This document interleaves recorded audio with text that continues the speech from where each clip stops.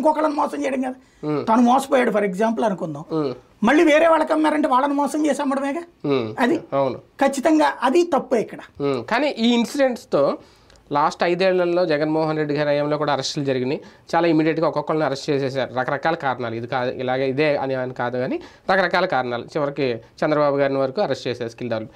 ఇక్కడ మాత్రం బాబు గారు వచ్చిన తర్వాత టీడీపీ చాలా పెద్ద కసరత్తే చేసి బ్యాక్గ్రౌండ్లో చాలా వ్యూహాత్మకంగా ఒక్కొక్కరిని అరెస్ట్ చేస్తున్నారు అని ఈ ఉదంతంతో ఏమైనా అర్థమవుతుంది? కసరత్తు లేదు, పాడు లేదండి. అప్పుడు కసరత్తే చేశారు, ఇప్పుడు కసరత్తే చేశారు. అప్పుడు కూడా ఒక్కో దానికి ముందు సిఐడి ఎంక్వైరీ చేసి డాక్యుమెంట్లన్నీ సంపాదించినాయి కదా అరెస్ట్ చేసింది.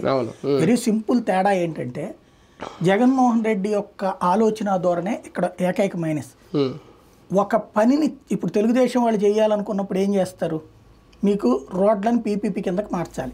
ముందంత రోడ్లు దరిద్రం, నడవాలంటే చచ్చిపోతున్నాం, కదలాలంటే చచ్చిపోతున్నాం, నడుములు ఇరిగిపోతున్నాయి, ప్రజలందరూ ఆగ్రహిస్తున్నారు, ఇవన్నీ జగన్ వల్లనే, ఇదంతా దుర్మార్గం అని చెప్పి దీనికి నిధులు లేవు నిధులు లేవు నిధులు లేవు అని రాసి ఆ తర్వాత ఎట్లయితే ఇక లాభం లేదు అని చంద్రబాబు గారు సీరియస్ అయ్యారు.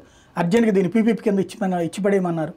అప్పుడు కాంట్రాక్టర్ వచ్చి అక్కడ రోడ్డు వేసి దాని దగ్గర టోల్గేట్ వసూలు చేసుకుంటాడు. అంటే ఒక భారాన్ని మీకు తప్పదు అన్న దూరంలో అలవాటు చేయటం. ఇప్పుడు ఈ కేసులు కూడా పత్రికలు చూడండి, ముందు ఇప్పుడు 10 కోట్ల రూపాయలకి బ్యానర్ హెడ్డింగ్ వచ్చింది.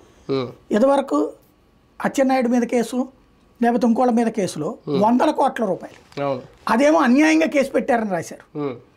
ఈవెన్ కొంతమంది నాయకులు